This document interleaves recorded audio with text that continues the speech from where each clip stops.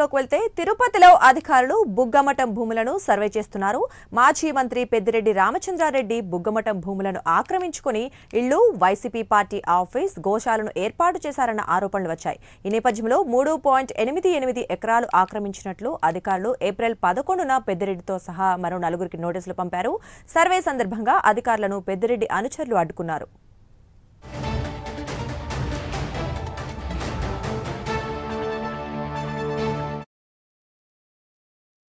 ఉన్నాయి తిరుపతి అర్బన్ మండలంలో వాటిని కొలిసి సర్వే చేసి మాకు హద్దులు చూపించండి అని కమిషనర్ బుగ్గమఠం వాళ్ళు అర్జీ పెట్టారు ఆర్డీఓ గారికి, తహసీల్దార్కి.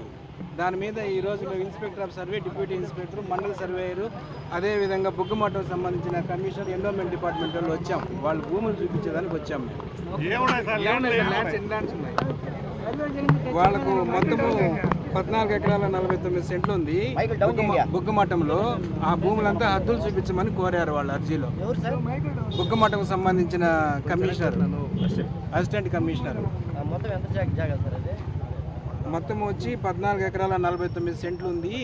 మా భూమి బుగ్గమఠానికి సంబంధించింది. అది దానికి సంబంధించిన భూమి అనేది మొత్తం సర్వే చేసి మాకు చూపించండి అని వాళ్ళు అర్జీలో కోరారు. సర్వే నెంబర్ ఏమన్నా సార్? సర్వే నెంబర్ వచ్చి 314(1), 315(1), 261(2), 314(3)A, 261(1), 314(2). ఇవన్నీ కలిసి 14 ఎకరాల 49 సెంట్లు బుగ్గమఠానికి సంబంధించిన ఆస్తి ఇది. దాన్ని మాకు హద్దులు చూపించండి అని చెప్పి ఆర్డీఓ గారికి, తహసీల్దార్ అర్బన్ వారికి ఇస్తే అర్బన్ తహసీల్దార్ ఆఫీస్ సర్వేయరు, తర్వాత RDO office inspector, deputy inspector, మేము, తర్వాత ఎండోమెంట్ అసిస్టెంట్ కమిషనర్ వచ్చాము. సర్వే స్టార్ట్ చేస్తున్నాం. మేము ఇంతవరకు సర్వే బిగిన్ చేయలేము. మేము కొత్తగా వచ్చాము. మాది ఇక్కడ కాదు, చూసేదానికి వస్తున్నాం, చూపిస్తాం. మఠం ఏదైనా అన్యాక్రాంతమైందని మీకు ఏమైనా సమాచారం ఉందా? మాకైతే ఏమీ లేదు.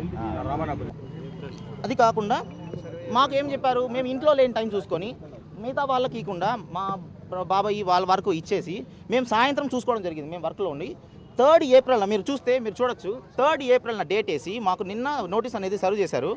3rd ఏప్రిల్ అంటే లాస్ట్ మంత్ అయిపోయింది. మీరు నిన్న నోటీసులు సర్వ్ చేసి లాస్ట్ మంత్ సర్వే చేస్తున్నామని చెప్పిస్తే అది ఎట్లాగా, ఏ విధంగా దాన్ని యాక్సెప్ట్ చేయమంటారు?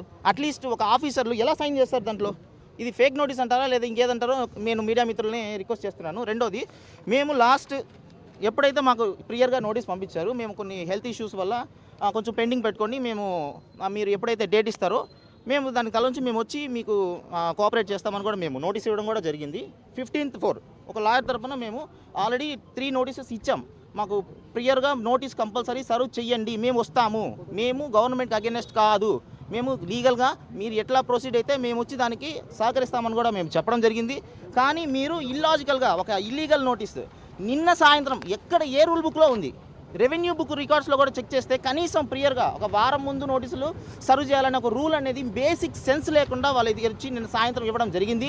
మేము దీన్ని తీవ్రంగా ఖండిస్తున్నాము.